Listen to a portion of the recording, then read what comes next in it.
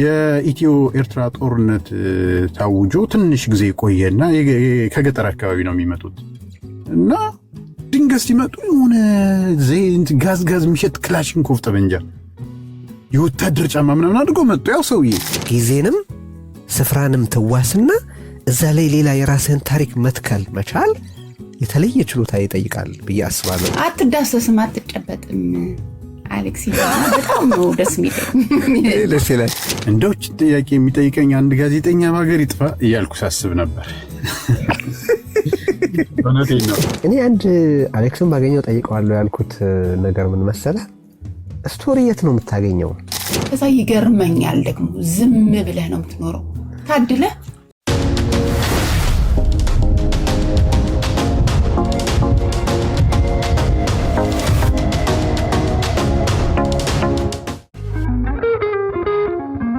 እንግዲህ እኛ በዩቲዩብ ነበር እንሰራዋለን ብለን ያሰብነው ይህንን የሪዮትኪን ዝግጅት፣ ግን አሌክስ አንድ ኢኒሼቲቭ ጀምሮ ቲክቶኩ ጌትዋይዝ ተደርጓል።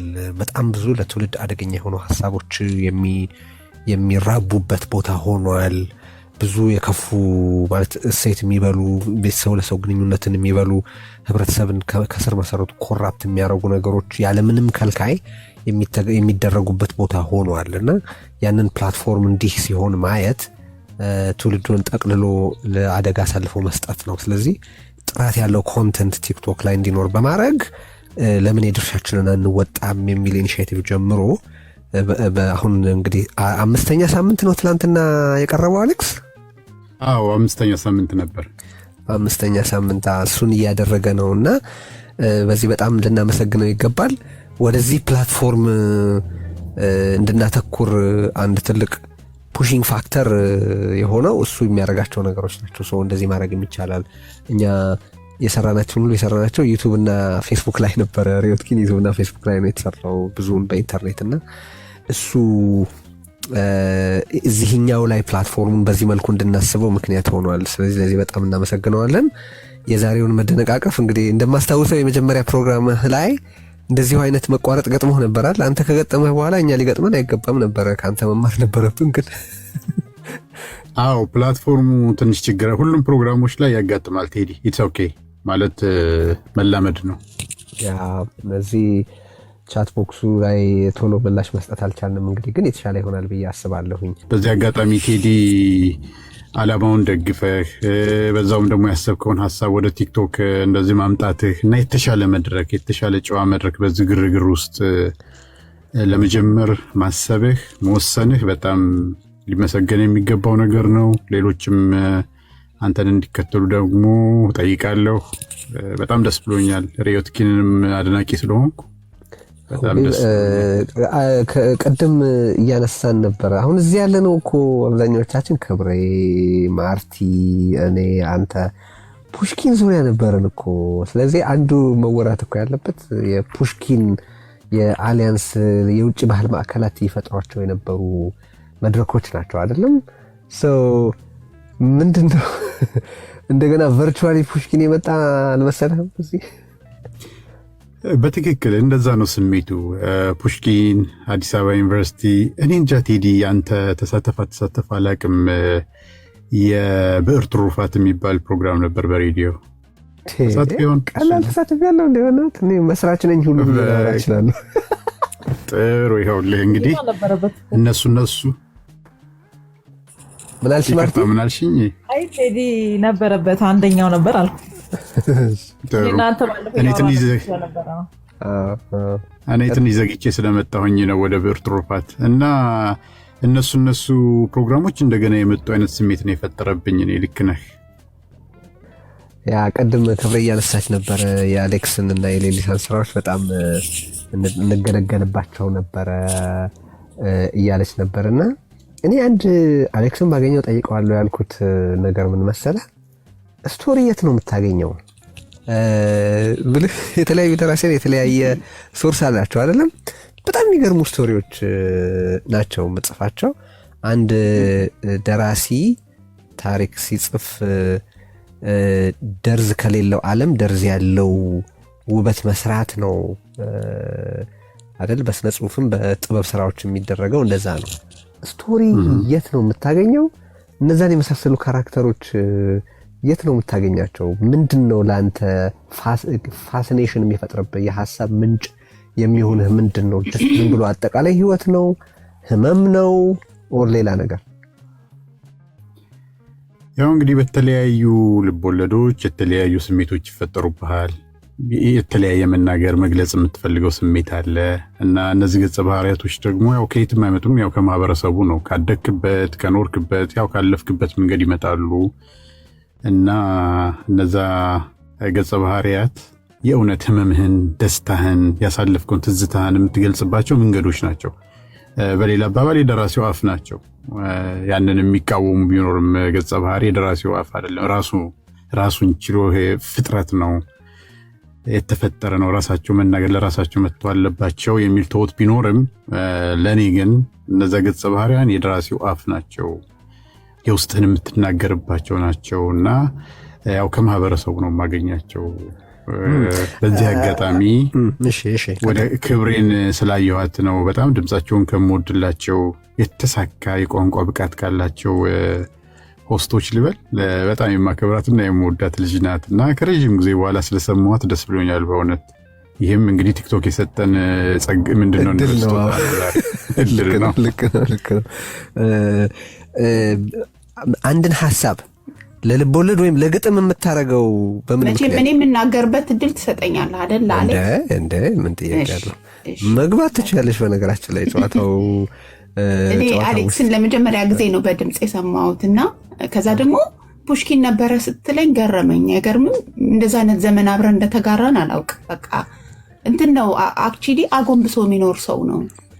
አጎንብሶ የሚኖረው ሰው ነው። እንደዛ ነው የሚገባኝና በሌላ ሰው አጎንብሶ የሚኖር ሰው ነው እና ደስ ይለኛል።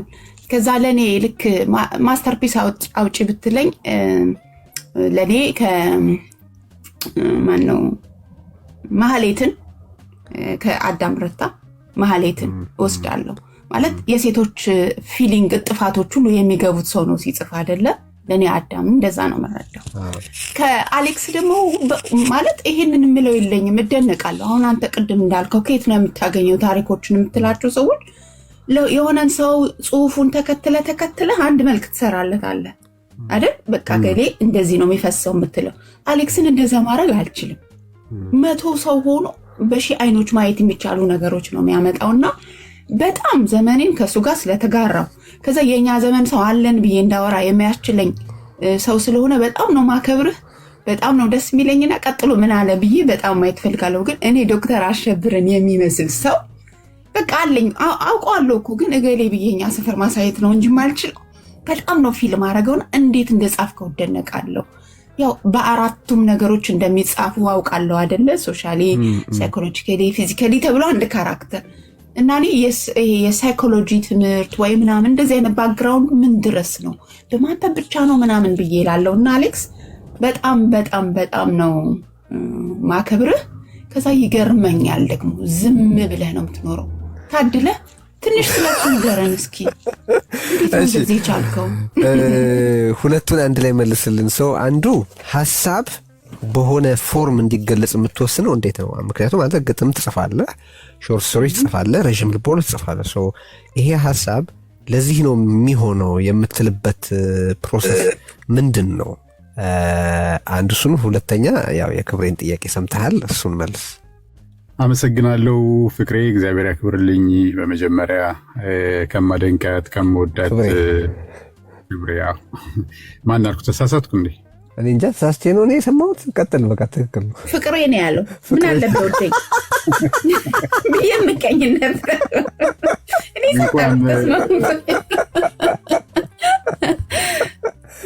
እንኳን ፍቅሬ ላይ የአባት ስም ጨምሬ ገጣሚ ያላደረግኩሽ ፍቅሬ ገጣሚ።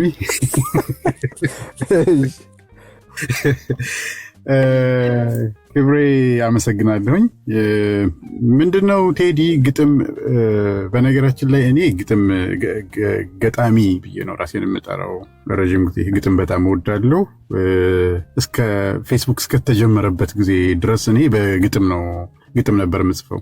ሾርት ስቶሪ አልጽፍም ነበር እና ግጥም በጣም ጠንካራ የሆነው ስሜት ነው ብዬ አስባለሁኝ። አንድም ግጥም ወይ ሳልደሰት ወይ ሳላዝን የጻፍኩበት ጊዜ የለም። መጀመሪያ የሆነ ስሜት ውስጥ ሆኜ ለመጻፍ ስነሳ ግጥም ነው። አሁን ክብሬ፣ ይሄ ስም ክብሬ ስታነሳው ነበር ስለ ዶክተር አሸብርን በግጥም ነው የጀመርኩት መጀመሪያ። ይሄ በግጥም ነው። ጠንካራ ስሜቶች ሲሰሙኝ ከውስጤ መጀመሪያ የሚቀድመኝ ግጥም ነው እና የምጽፈው ግጥም ደግሞ ረዣዥም ግጥም ነው። ለምሳሌ አይተው ከሆነ እናት ፍቅር ሀገር ላይ ወደ 16 ፔጅ 20 ፔጅ ምናምን ግጥሞች ነበር የምጽፈው። ረዣዥም ግጥሞች ነው እንደውም በፊት የምታወቅ የነበረው ፑሽኪንም ምንም። ከዛ በኋላ ነው ፌስቡክ ከጀመርኩ በኋላ ወደ ሾርት ስቶሪ ቀስ ብዬ የመጣሁት እና በግጥምና በሾርት ስቶሪ መካከል ያለው ስትወስድ አንድ ሀሳብን አይ ይሄ በግጥም ነው መሆን ያለበት ትላለህ። መጀመሪያ ከማትልም ከሆነ ዝም ብለህ ወደ ገለጻው የምትሄድም ከሆነ አንድ ነገር እኮ ነው። ዝም ብለህ ራስን የሆነ ሀሳብ ካሰብክ በኋላ ግጥም ስትጽፍ ራስን ልታገኘው ትችላለህ። አይጌጣል ምናልባት ፕሮሰስ ካለው አይደለም።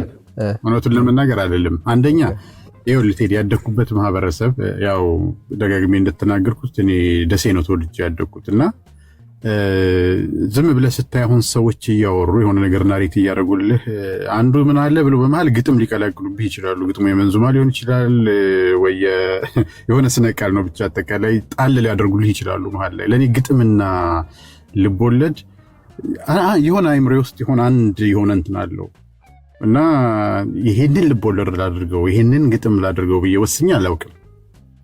ቁጭ ብዬ መጻፍ ስጀምር ነው እንግዲህ ስሜቱ ራሱ ወደ አንዱ የሚያደላው ሆኖ ይገኛል ነው የምትለኝ። እሺ ለመግለጽ የሚከብድስ ሀሳብ አለ? አንድ ኮንቨርሴሽን ትዝ ይለኛል። አንተ እንግዲህ ባለፈውም እናንተው መድረክ ላይ መንግስቱ ሲያነሳው ሰምቻለሁ። መንግስቱ ዘገየ ፎቶግራፊ ላይ በጣም ትኩረትህ እንደነበረ ከዛ ወደ በዚህኛው ከመታወቅ በፊት እንደዚህ ሲል ሰምቻለሁ። እኔ ያንን አላውቅም ነበር ለመናገር። ግን አንድ ከበቀለ መኮንን ጋር ከሰዓሊም ገጣሚ ነው በቃ እንደምታውቀውና ከሱ ጋር ኢንተርቪው ስናደርግ አንድ ሀሳብ አንስቶ ነበረ።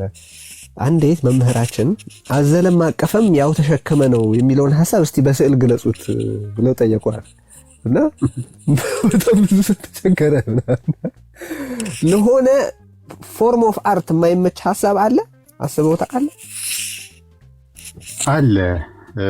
አለ በተለይ በእኛ መጀመሪያ አካባቢ አየህ ምናልባት የኔ ቋንቋ ችሎታም ሊሆን ይችላል ወይም ደግሞ የኔ የምገልጽበት መንገድ ሚዲየሙ ሊሆን ይችላል። ይሄን ነገር በደንብ ያልገለጸው ብዬ የተውኳቸዋሉ። ለምሳሌ እንደ ልቦለድ ጽፌ የተውኳቸዋሉ። አንዳንድ ጊዜ እስከ 20 ክፍል ምናምን ጽፌ ሁሉ የተውኳቸው ልቦለዶች አሉ ፌስቡክ ላይ እንደዚህ እና አሉ የማይመቹ ሀሳቦች አሉ። በጣም አንዳንድ ጊዜ በምን ፊሎሶፊ ነው ይሄንን ነገር የምሰበስበው ትላለህ። አኗኗራችን በጣም እንግዲህ በተለይ ባህሪያችን ጥልቅ የሆነው የኛ የኢትዮጵያውያን ባህሪ በጭራሽ በቃ በጽሁፍ መግለጽ የማልችለው ሆኖ የሚከሰትበት አጋጣሚ አለ። ግን ከኔ ብቃት ጋር ነው በቀጥታ ማያይዘው አይገለጽም ማለት ሳይሆን የተሻለ ብቃት የተሻለ አቅም ያላቸው ሰዎች ደግሞ ሊገልጹ ይችላሉ ብዬ አስባለሁ። እሺ አንተ ነገራችሁ እንዳላወጣችሁ ለምትስማሙ መጣልን። ቲጂ እንኳን መጣሽ፣ በጣም ደስ ይለናል። ይሄ እኮ እየተሟላ እኮ ነው። ሁላችሁም ከንግግራችሁ በኋላ ሼር ላይክ የሚለውን ነገር እንዳናቋርጣችሁ ብታበረታቱ እንግዲህ አሌክስ እንደጀመረው ሁላችሁ። እሺ አሌክስ ባለፈው በስልክ ስናወራ ያነሳሁልህን ነገር አነሳና ወደ ስቶሪ ከመሄዳችን በፊት ቅድም ላይቡ ከመቋረጡ በፊት አንድ ነገር ብዬ ነበር። አለፍ እያልኩ አንዳንድ ጥያቄ ሰዎች እንዲጠይቁኝ እፈቅዳለሁ። እዚህ መድረክ ፐርሰናሊ ሪፍሌክት ለማድረግ የሚረዳል ብዬ ስላሰብኩኝ ብያለሁና እሱንም እናረጋለን። እኔ ክብሬ ያለችው ነገር አለ ቅድም። ታሪኮችህ በጣም የተለዩ ናቸው። አሁን ደራሲያን እንደምታውቀው አንዳንዱ ቋንቋና ኤክስፕሬሽን ላይ ነው በጣም ኤክሰል የሚያደርገው። ታሪኩ ስስ ሊሆን ይችላል፣ ግን በገለጻው ምክንያት በገለጻው ጉልበት ምክንያት በቃ የሚገርም ስራ ይሆናል አይደል? ለምሳሌ የጃርሶ ሞት ባይኖር ኪሩቤል የድንጋይ ዳቦ ዘመን የሚል ስቶሪ አለ እና እኔ እንዴት ግላቴ ውስጥ ተቀርጾ ስቶሪውን ካየኸው ሚስ ሊመስልህ ይችላል። ጃርሶ ያንን የሚጽፍበት መንገድ በቃ ልዩ ያደርገዋል ታሪኩን እና እንዴት እንደሚጣፍጠኝ ገለጻ ልነግራችሁ አልችልም። በእውነት ጃርሶ አዳም አለ። የገለጻ አቅሙ በጣም የሚገርም ነው። ታሪኩም በጣም ጥሩ ስቶሪ ላይን ያላቸው አሉ። አንዳንዶቹ ደግሞ ከኤክስፕሬሽኑ ትንሽ ደከም የሚሉና ፕሎት የሚሰሩበት መንገድ በጣም የተለየ ነው። እኔ አሁን የጻፍካቸው እና ያነበብኳቸው ላይ ቋንቋውም ስቶሪ ላይኑም ሴቲንጉም በጣም ውብ ሆኖ ነው የማገኘው። በጣም ነው ደስ የሚለኝ በአጻጻፍ በነገራችን ላይ እና ከዛ ሁሉ ምረጥ በባል ግን ሄደቻሉ የሚል ስቶሪ አለ እና እሱ የተለየ ኢማጂኔሽን የሚፈልግ ነው ብዬ ነው የማስበው። ለምን ኦልሬዲ ያለ ስቶሪ ነው፣ የራሱ ሴቲንግ አለው። መጽሐፍ ቅዱስ ላይ ያለ የኖህ መርከብ ሴቲንግ አለ፣ ጊዜ አለ። ጊዜንም ስፍራንም ትዋስና እዛ ላይ ሌላ የራስህን ታሪክ መትከል መቻል የተለየ ችሎታ ይጠይቃል ብዬ አስባለሁ። ግን አዳም ላይ የበለስ የሚለው ስቶሪ የአዳምና ሔዋን እንትን ትራንስፎርም አድርጎታል። በቃ ውስጡ ዝርዝሩን ጠቅጥቆ የማልወደውም ግን አለ። እኔ የአዳም የፍቅር እስከ መቃብርን ሰብለ ወስዶ እንደዛ ሌላ ታሪክ ሲሰጣት ደሰክሬት አረገብኝ ብዬ አስቤያለሁ። እኔ ሰብለን በቃ ከነ ድንግልናዋ እስከ መቃብር በዛብህን እንደወደደችው ነው እንድትቀጥል ፈልገው እና ሰብለን አዳም እዛ ጋር ደሰክሬት አድርጓታል ብዬ ነው የማስበው። ያ ደራሲ አመፅ አንድ መገለጫው ነው። እኔ የራሴን ምርጫ ተናገርኩ እንጂ እንደዛ ማድረግ ይችላል ሊባል ይችላል። እኔ ግን አልወደድኩትም እሱን። በለስ ግን በጣም የተለየ ነው። ልክ እንደዛው ሄደቻሉ ውስጡ የተጠቀጠቀው የሰብስታንስ ብዛት ይዛስ ቅድም ክብር ያለችው ነገር አለ። ታውቃቸዋለህ ሰዎቹን እዛ ስቶሪ ውስጥ ያሉትን ሰዎች በእውነት በስም ጠርቼ ይሄማ እገሌ ነው የምላቸው ሰዎች ሁሉ አሉበት። አንድ ቦታ ከአንተም ጋር ስናወራ አንስቼልሃለሁኝ። ታሪኩ ሲጀምር ኖህ መርከቡን ሰርቶ ቁራ ከላይ ይመጣና የምሰሶን ዝንፋት ያያል። እቺ ነገር እኮ ከላይ ስትታይ የተዛነፈ ነገር አላት እና ብታስተካክላት ይላል። ኖህ ከስር ነው የሚያየው። አንድ እሱ ጋር የሚገባኝ ነገርን ከስርና ከላይ ማየት የሚሰጥህን ፐርስፔክቲቭ ነው አይደለ? አንድ ሁለተኛ ኖህ ሳያውቅ በፈጠረው ዝንፋት ውስጥ የተሸሸገ እባብ ነበር እዛ። አንተ በህይወት እየኖርክ በምትሰራቸው ዝንፋቶች የሚሸሸጉ እባቦች አሉ። ፕላስ ቁራው ያንን በመጠቆሙ ምክንያት በኋላ የከፈለው ዋጋ በቃ ጀስት ደግ በመሆን ብቻ ትሪገር የምታደርጋቸው ክፋቶች መኖራቸውን ነው እኔ የሚከስትልኝ ነው። እና ያ ስቶሪ በጣም በጣም በጣም ቢዩቲፉል ስቶሪ ነው። እውነት ለመናገር ብዙ ጊዜ ሰምቼዋለሁ። በዚህ በጣም ደስ ይለኛል። ኤኒዌይስ እዚህ ላይ የምትለው ካለ ምንድን ነው? እኔ ዶክተር አሸብርን የሆነ ቀን ምንድነው ዶክተር አሸብር ጋር የሚገባኝ ማህበረሰብ በስህተት በግዴለሽነት ምናምን የሚዘራው ዘር የሚያመጣብንን ክፋት ቀድሞ ያየው ይመስለኛል። ማለት አሁን እኮ የደረስንበት ዶክተር አሸብር አንድ ሰው ነው። በጣም ብዙ ዶክተር አሸብሮች የኖሩ መቼ ጋር የሰራ ነው መቼ ጋር ያጋጠመን ስብራት ነው ምናምን እንድንልና አንዳንድ ነገሮች ገባህ ያ ጀምረ ነው የነበረው ነገሮችን በፍልስፍና መልክ ማየት መቃኘት የሆነ ነገር እኮ ነው። ቅድም እንዳልነው አደማመጥን ያስለምድ ነበር እንዳልነው ነገርን አመዛዘንን የሆነ ብዙ ምናተርፍበት ነገር ይመስለኛልና ለዚህ ነው እንዴ ምንድነው የዚህ ልጅ ባክግራውንድ ላለውና አትዳሰስም አትጨበጥም አሌክስ በጣም ነው ደስ የሚለኝ። አንድ ቀን እነዚህንም ብታወራን ደስ ይለኛል። ምክንያቱም የሆነ ያየኸው ነገር አለ ሚገባኛ አለ። በቃ የሰራነው ስህተት እናቶኛ የኔ ልጆች ሳሳድግ የሌላውን ልጅ እንቁልልጭ የምልበት መንገድ ለካ ነገር ያስከፍለኛል።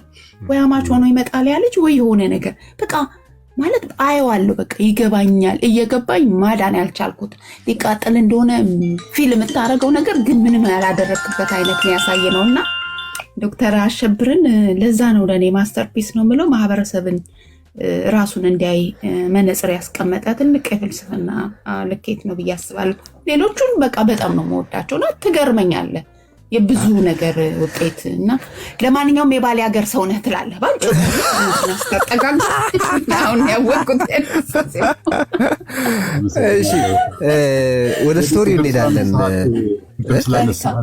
ቅድም ስላነሳት ሄደች አሉ እንደው ስላነሳው እንደ አገር ችግራችን እሱ ነው። በነገራችን ላይ ሁልጊዜም የተሳሳቱ ነገሮች ሲኖሩ በቢሮክራሲ ውስጥ ሊሆን ይችላል፣ በፖለቲካው፣ በእምነቱ፣ በተለያየ መንገድ ምንጊዜም የተሳሳተ ነገር መኖር የክፉዎች መደበቂያ ነው። ያቺ በስህተት ምን እንዳጋጠመ የድንገር እሱን ስቶሪ ከመጻፌ በፊት ዋናው መነሻ ይሄ ነጥብ ነው። በነገራችን ላይ አግኝተዋል። ዩኒቨርሲቲ ተማሪ ሁኜ ለቮለንቴር ሁነን ሄድን የሆነ ክፍለ ሀገር እና አንዲት ጸሐፊ ያለች 10 ምናምን አለቃዎች አሉ እዛ ቢልዲንጉ ላይ ሁሉም እያመጣ ጻፊ እያለ ይሰጣታል። እነዛ አለቃዎች ታይፕ ማድረግ አይችሉም ኪቦርድ ላይ እና ለምንድነው አንዲት ጸሐፊ ሁሉ የምትጽፊው? እና በጣም ታሳዝናለች ልጁ። ለምንድነው ስላት ኮምፒውተር ወደ 40 ኮምፒውተር ተገዝቶ ቢልዲንግ ውስጥ ተቀምጧል እና ግን የሚገጣጥምልን አተን ምናምን። ኦኬ እኔ መገጣጠም እችላለሁ በመጠኑ ሙያዬ ነው። በዚህ ዙሪያም የተወሰኑ ኮርሶች ወስጃለሁ። ስለዚህ ልገጣጥም እችላለሁ ስለ ኃላፊዎቹ አበዱ በጭራሽ አሉ።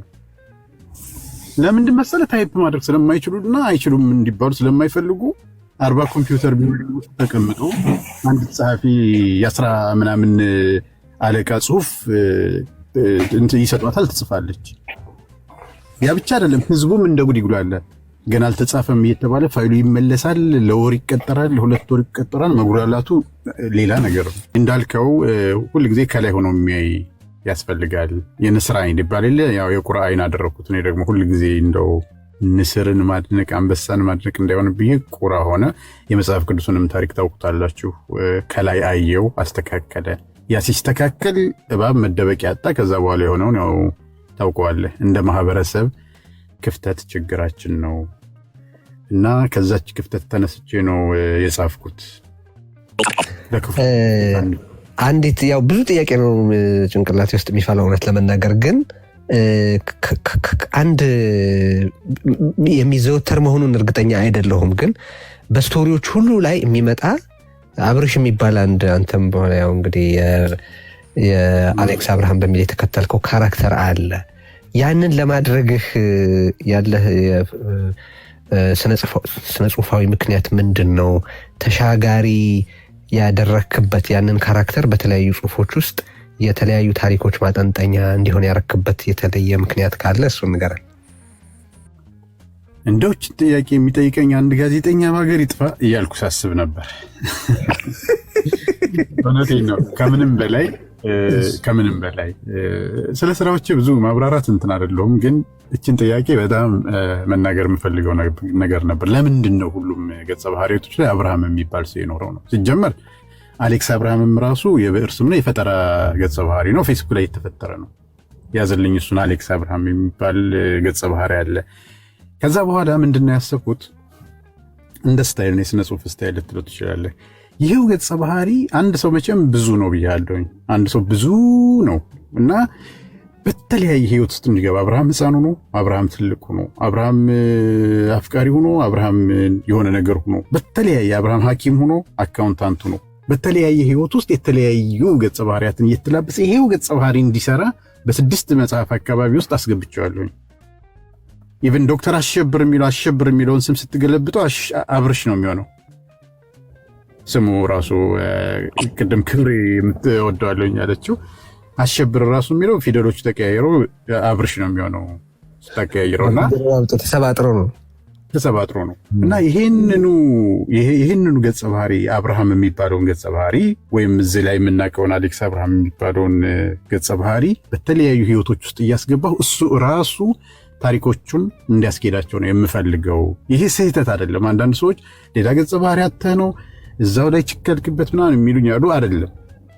በየትኛውም ታሪክ ውስጥ እየገባ ይህንን ደግሞ ያነሳሳኝ ምንድነው፣ ባለፈው በስልክ ነገር ይሆናል የሆነ ጊዜ የማውቃቸው የሃይማኖት ሰው ናቸው እና ልብሳቸው ደስ ይላል። ይሄ የሚሸተው የቤተ ክርስቲያን ሽታ አለ፣ ጠረኑ ምኑ እና ሁልጊዜ ሲመጡ ደግሞ በኪሳቸው ከረሜላ እየያዙልን ይመጣሉ። የናና ከረሜላ የሚባል ነጭ ነበር፣ እሱን እየያዙልን ይመጣሉ። ህፃን ሆነን በጣም ነው የምንወዳቸው እና የኢትዮ ኤርትራ ጦርነት ታውጆ ትንሽ ጊዜ ቆየና ከገጠር አካባቢ ነው የሚመጡት እና ድንገት ሲመጡ የሆነ ጋዝ የሚሸጥ ክላሽንኮቭ ጠመንጃ የወታደር ጫማ ምናምን አድርጎ መጡ ያው ሰውዬ እና ደነገጥኩ። በቃ የሆነ በቃ በልጅነት አይምሮ የሆነ ነገር እዛ ላይ ተሰበረ። በቃ ሰው አንድ ሰው ስንት ነው የሚለው ጥያቄ ለመጀመሪያ ጊዜ አይምሮ ውስጥ የተከሰተው የዛን ጊዜ ነው።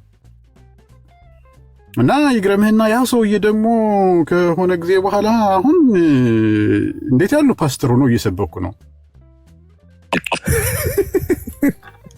በቃ አሁን ሰው ቋሚ አይደለም። አይ የሆነ አሁን ለምሳሌ ቴዎድሮስ ጸጋዬ የሆነች ሰዓት ላይ የፓርላማ አባል ሆኖ ቢሆንስ ኖሮ አሁን በምናየው መንገድ ነው የምናየው። እሺ የሆነ ሰዓት ላይ ሙዚቀኛ ሆኖ ቢሆንስ ኖሮ በእርግጥ ከዛ አካባቢ ይዘረክም ግን አንድ ሰው የሆነች ጥፋት ላይ የሆነ ነገር ሊሆን ይችላል። በተለይ እንደ ኢትዮጵያ አይነት ያው ታውቃለህ ዩኒቨርሲቲ ስንገባ እኮ እዚህም ዲፓርትመንት ግቡ ተብለን የምንመደብ ሰዎች የነበርን ነን። የራሳችን ውሳኔ ያልነበረንም እንኳንና አንድ ሰው ብዙ ነገር ሊሆን ይችላል በህይወት ጥፋት ውስጥ። ከዛ ደግሞ ጭራሽ አሜሪካ ስመጣ ወደ 4 ስራዎች ቀያየርኩ። 4 የማይገናኙ ስራዎች እና ሁሉ አንዳንድ ጊዜ እየሰራ ሁሉ ሳቄ ይመጣል ለራሴ እንዴ አሁን ትናንትና የነበርኩት ሰው እና ዛሬ ምንድነኝ ይላል። ሌላ ጊዜ ደግሞ ሌላ ስራ እገባለሁ። የሆነ ነገር ደግሞ ተምረ የሆነች ነገር ትሆናለህና አንድ ሰው ይቀያየራል። ብዙ ነን አንድ ነን ብለን እናስብ በአንድ ስም እንሰየም እንጂ በጣም ብዙ ነን። ይሄ ደግሞ ብዙ ነገር ለማድረግ እድል ይሰጠናል፣ ለማጥፋትም ለማልማትም። የሆነ ሆኖ አብርሃም የሚባለው ገጸ ባህሪ አንድ ሰው ብዙ መሆኑን የሚያሳይ አንድ ሰው በብዙ መንገድ በብዙ የህይወት አጋጣሚ ሊከሰት የሚችል መሆኑን የሚገልጽበት የኔ የስነ ጽሁፍ መንገድ ነው ለማለት ነው። በጣም ደስ ብሎኛል ስላነሳ ነው። እውነት ለመናገር የህይወትንም ኮንቲኒቲ የሚያሳይ ነገር ነው። ይቀጥላል። ሜይ ቢ አንድ ገጸ ባህሪ ከአንድ ድርሰት በላይ ነውም እያልክ ይመስላል። አንድ ሰውም አንዴ ዲፋይን ተደርጎ የሚያልቅ አይደለም። ብዙ ህይወት አለው፣ ብዙ መዝገብ አለው። አንድ ሰው ስንት ነው? ስንት ሰው አንድ ነው የሚል ስንኝ አንድ ቦታ ማንበብ ትዝ ይለኛል እና እውነት ነው። አንድን ስነን ወይ ደሞስ ብዙ ሰው ውስጥ ተጨፍልቆ አንድ መሆን የሚያቅትበት ወቅት የለም ወይ? ሰው ግዘፍ ከነሳው አካል በላይ ስለሆነ ረቂቅነቱ በጣም ትልቅ ጉልበቱ እዛ ጋር ያለው ረቂቅነቱ ላይ ነው ሰውነቱ የታሰረው። በተረፈ ሳይንሱም የሚለው ከተቀረው የእንስሳ መንጋ የምትለየው በትንሽ ነው ጌታዬ ነው የሚልህ እና እሱ ስላለ ለአሌክስ አንድ ጥያቄ መጥቶለታል። በአልጋው ትክክል የሚለውን ነገር እስከዛሬ አልጨረስክልንም የሚሉ ሰዎች አሉ። እሺ ስለናል። በነገራችን ላይ ደራሲ አበራ እስቲ ቼክ አድርጉልኝ። ሪኩዌስት ገብተዋል። በጣም ደስ ይለኛል። እንኳን መጣህልን ጋሼ ብዬ አንተ ብለህ ይሻለኛል። እንመጣለን ወደ አንተ ጋሻ አበራ። በጣም ደስ ብሎኛል ስለተገኘህ። እሺ አሌክስ ምንድን ነው በአልጋው ትክክል? ጋሻ አበራ ለማ ከገባ እንኳን አፌን ብዘጋ ነው የሚሻለኝ። በጣም የማከብረውና የማደንቀው ታላቅ አንጋፋ ደራሲያችን ነው። ቶሎ ጨርሼ ልውረድ፣ መድረኩን ልልቀቅ። በአልጋው ትክክል እስከ 25 ይሁን እስከ 24 ክፍል ተጽፎ የተቋረጠ ልቦለድ ነበረ ፌስቡክ ላይ። አሁን ኦልሞስት ተጠናቆ ያው በመጽሐፍ መልክ እየተዘጋጀ ነው። ቆይቷል ካለቀ ያው በተለያዩ ምክንያቶች ስላልቻልኩ ነው የዘገየው።